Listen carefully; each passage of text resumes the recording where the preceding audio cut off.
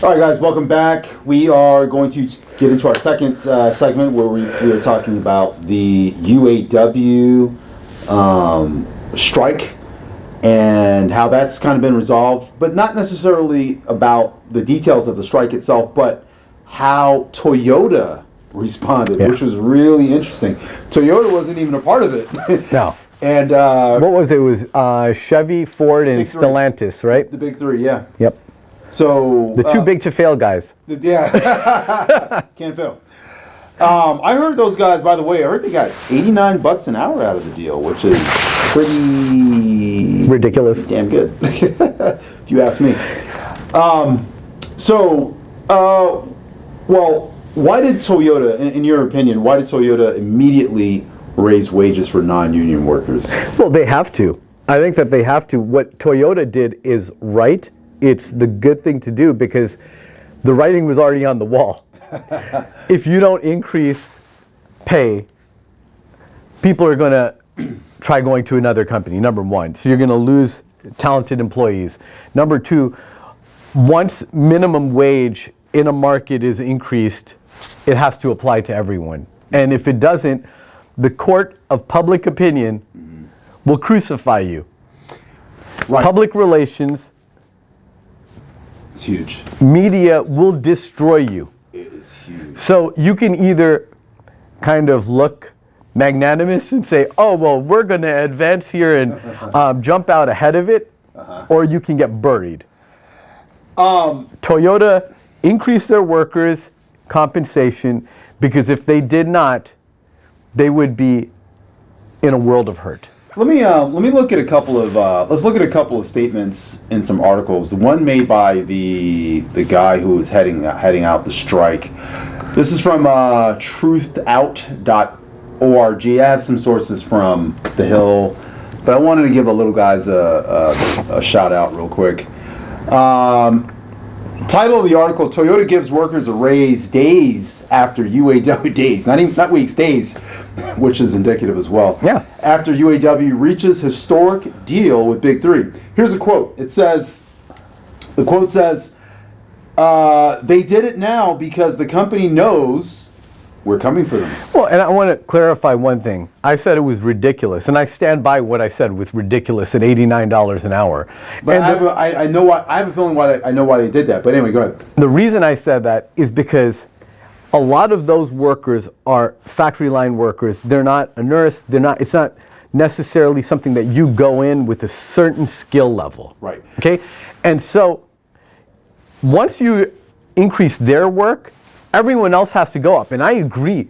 The American worker is underpaid relative to corporate profits and has been for a long time. For sure. Because if you took and adjusted for inflation, a person in 1964 making $2.50 an hour would have been making in equivalent purchasing power or whatever today about $22, $23 an hour. And that was actually in 2018. So over the last 5 years, it's probably gone up more. So we could easily say it's $25 an hour. Okay. So what I'm saying with that is workers' compensation on the lower end has not kept up in any way with what corporate profits have been. And what we have, going back to a point I brought up with our other section, was that when workers' salaries are increasing so slowly relative to the richest in society or the corporate leaders, there's not enough money that's getting pumped through the economy, and all you're doing is turning everyone into a slave. Exactly. Let me ask you this. Let's get into a little bit of the dark side. What happens to a company when the workers are dissatisfied or they feel neglected by management, underpaid? What are some of the things that could happen, especially when it comes to factory work and that sort of thing? Eventually what happens, and I'm not going to say it's with a company, what I'm talking about is nationwide. Wages have stagnated for a very long time. And when we look at this from a historical, political standpoint, there have been times where wages have stagnated and wealth has increasingly become concentrated in the hands of relatively few. Few people, yeah. Okay, we look at the French Revolution, the Russian Revolution, and these did not turn out well for the people at the top, because what ends up happening is there's a revolution, a bloodletting. Yeah. Look at we can just look back 20 years, Occupy Wall Street. Mm-hmm. Look at how people were camped out on Wall Street. And that's why we were really close. And that wasn't even 20 years ago, that was 15 years ago. And if 15 years ago, right now, that was what was going on. Yeah. We were really close to something like this. But fortunately, we were able to stave off the bloodletting. Violence. And I look at it this way. I recognize that worker wages have stagnated, but I am more afraid of the anarchy and chaos that comes with people just destroying everything in the street, burning it, and having a Russian Revolution style. Because they see no point. Yes, there's no point, and that's what happens with this society and workers without hope. Exactly, and not to get too political or look at what's happening in Gaza. Exactly, I was going to go there. When you have no hope, guys, when you have no hope, this is how people behave. Yeah. They burn it all down. They will do anything because they don't care. Sometimes they don't care if they die. No. And this is where some of the mentality of the terrorist lies. They don't care if they die. Yeah. Anyway, so I was kind of looking at there's a it has to be a mutually beneficial relationship. Mm-hmm. When we in our last segment we talked about greed, and definitely guys go back and watch our last segment on the business mind. Okay, we talked about greed. Greed within the context of capitalism leads to some really ugly, takes us to some very ugly destinations, such as slavery. Indeed. Human trafficking. Yes. Today, human trafficking. It's disgusting. So when you look at when it's an unequal sort of, when it's unbalanced, when there's nothing in it for the worker, you see employees doing some pretty bad things. Stealing, sabotage, selling trade secrets. Yeah, and those all sorts of things. those are not as big problems as just wholesale slaughter, Getting which burned is, down, yeah. I mean, look at what has happened at different places. Look at Compton, look at Watts, Right. look at any of these places. Why did that happen? It's because eventually people said, I have no hope. Mm-hmm. So it doesn't matter, I'm going to force change. And that can come through violence. Right, and I don't know if you guys remember there was a African American girl who was she's a famous TikToker.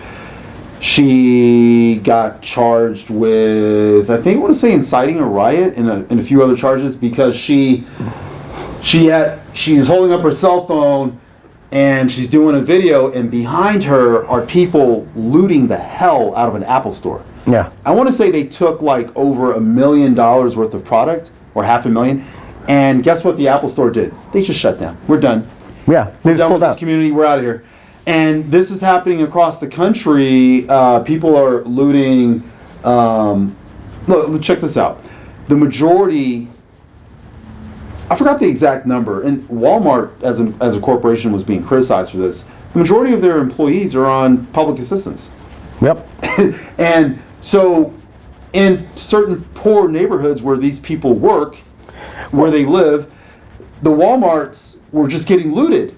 And I remember there was a store, I forgot where it was, we were talking about. Remember the store that got shut down? They were just like, yeah, we're leaving. Yeah. We're just gonna leave and go somewhere with more Well, look popular. at what's happening in San Francisco. A lot of those places, San Francisco, Portland, a lot of these places, they're just shutting down. And it's really unfair because the workers are being underpaid relative to what Cost of living. what people were getting paid in the past. But at the same time, we as a society have also taken away their incentive to work because Right. the price supports are so high that it honestly doesn't make that much sense to go to work when you could just sit on your butt Exactly. and make $2 less per hour. And we saw that with COVID and the payments. During COVID, we saw people who were, and there was a massive shortage in the labor market because Yeah. people did not They looked at. They're smart enough to look at it and say, "Why am I working Yep. when I could just sit at home and get paid?" Exactly. And that's what they did. And it hurt corporations. I know. And now they've become long-term unemployed, and they don't exist in terms of labor statistics. Right, and a lot of them don't care. They're not returning to the labor market. Look, I enjoy this welfare. So, well, at a certain point, why would you return? exactly, you're making free money. So we've covered the question. Okay, so why people strike? And we're looking at the dark side of what happens when people become, I guess I want to say the word is disaffected, when they become, they feel unappreciated, when they feel like their wages aren't buying anything. Well, slaves, they're working 2 and 3 jobs. If you look at Macro look at it. well, look at what people are doing to adjust for this new reality. Okay, you have the Klaus Schwab reality, which is and WEF, which is you will own nothing and like it. You have people adjusting to this new reality rather than our experience as an American becoming better. Mm-hmm. We believe tomorrow is going to be worse than today. We, as Fareed Zakaria said, the America that he moved to was one where we believed as a nation that tomorrow was going to be better than today. Where's he from, by the way? Pakistan. Okay, he's either Pakistan or Indian. But the point is, he says in his book, A Post-American World, that Americans are now, they don't look at tomorrow and say it's going to be better. Mm-hmm. Now we're glamorizing tiny homes. I mean, yeah. Why would someone ever want to live in a 65 square foot home? I mean, that's ridiculous. Yeah. This is not what people came across the ocean for. A 65 square foot home, 120 square foot tiny home. That is actually pretty much hell. And I think. Okay, I was going to get into what's going to happen, what I see happening in terms of the immigrant population. Go back to look at our video, the business mind. I think we kind of talk about this. I'll touch on it a tiny bit. I think the long term, I can see the immigrant population seriously outpacing the American people. Because they're hungry. Yeah, they're hungry, and they know what real hunger looks like on the other side. Mm-hmm. So they come here with a plan, and they have access to. And when you live overseas, guys, let me say something real quick. When you live overseas, what makes America great is not only our upward mobility prospects, social as well as economic, but the banking, access to capital. That's what makes America great. Overseas, they don't have credit the way we have it here. You can't just apply for business loans and start buying stuff. Except if you're in China. Can you do it over there? Well, in China, they just completely manipulate everything so that they can make their products and companies more competitive. But it's total mass manipulation over there. Take on protectionism. I get it. Protectionism is usually dealing with trade and import export and that kind of thing. But overseas, you don't have the same access to capital. You're not going to go to a bank and get the same money you can get here. A lot of things are done with cash. Mm-hmm. So you appreciate working hard and saving.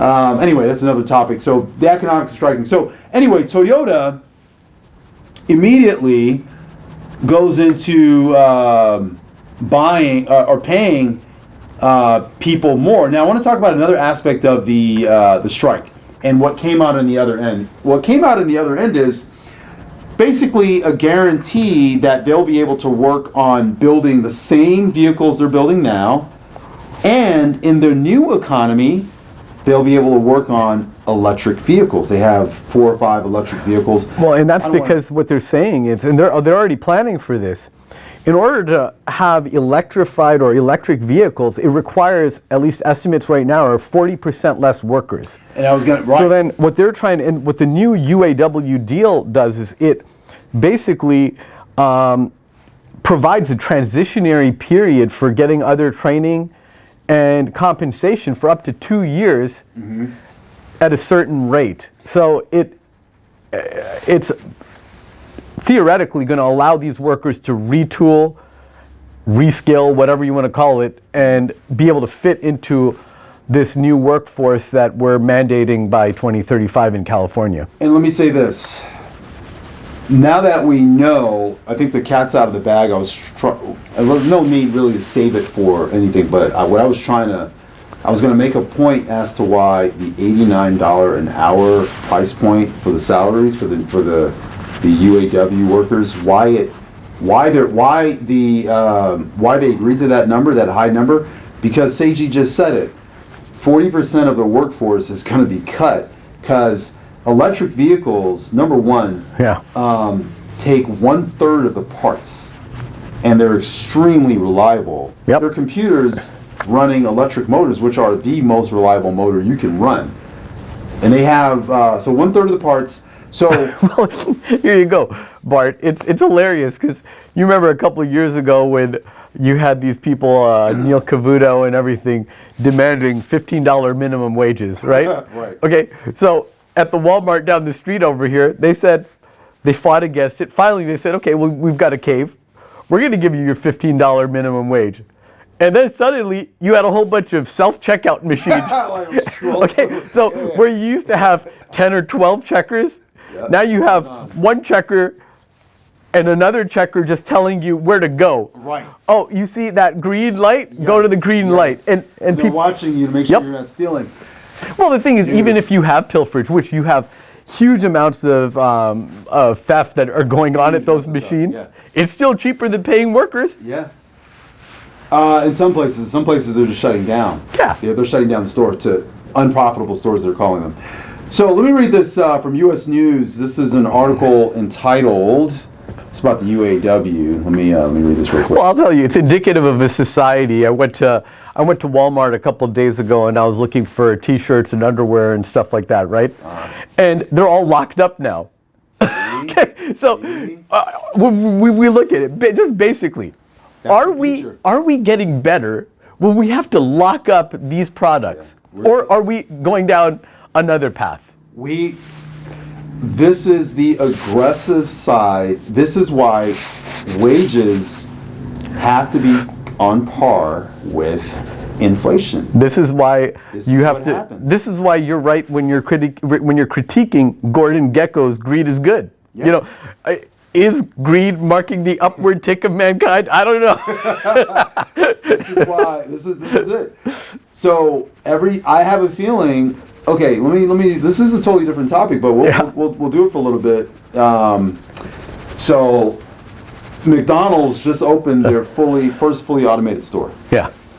They're using engineers to replace, and robotics to replace, and AI to replace workers. So there's your $15 minimum wage right there. Who are they paying the $15 to now? Oh, I don't know. No one.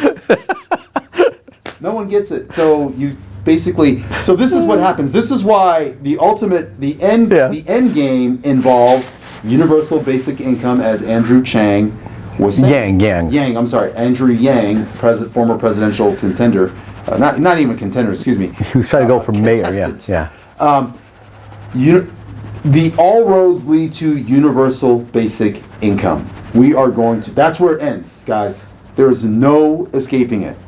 The technology now affords these companies the option of getting rid of you, and they will.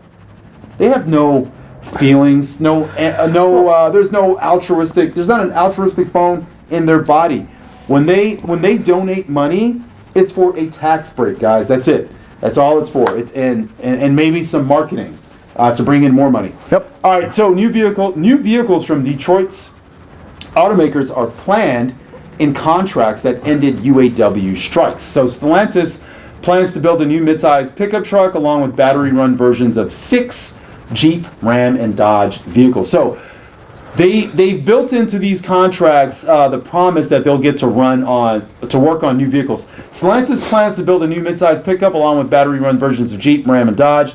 Ford envisions at least 3 new electric vehicles that will preserve jobs at several factories. General Motors plans to build at least 6 new electric vehicles, including a full-size SUV. Well, and Bart, this is really good stuff because it kind of gets us into what our next topic is going to be, which is with what's going on at Tesla. Yes, indeed. Actually, this is a great time to actually move into that. Let me check and see if we've got anything else that we need to discuss when it comes to the UAW. Okay, we're going to be back here in a second with our final section for in regards to the UAW workers and Tesla.